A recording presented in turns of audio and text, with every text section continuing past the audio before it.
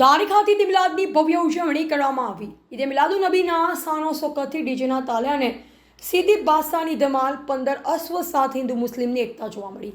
આજે ધારી મુકામે મદીના મસ્જિદથી જુલુસનો શુભારંભ કરવામાં આવ્યો, જેમાં હિન્દુ મુસ્લિમ સમાજમાં કોમી એકતા જોવા મળી હતી।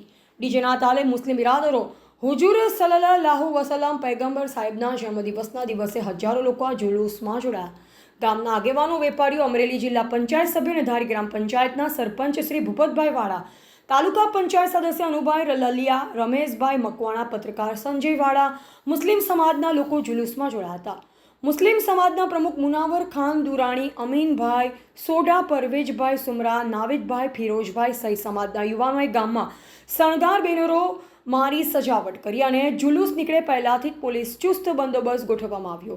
પીઆઈ શ્રી દેસાઈ સાહેબ, પીએસઆઈ શ્રી સાઈ સાહેબ અને પોલીસ કોન્સ્ટેબલ જીઆરડી હોમગાર્ડ જવાન દ્વારા ટ્રાફિક ન થાય તેવી વ્યવસ્થા ગોઠવી જુલુસ જુહુર હુનસેના પીરની દરગાહ શરીફ પૂર્ણ થઈ મુસ્લિમ સમાજના લોકો માટે નમાઝનો પ્રોગ્રામ રાખેલ।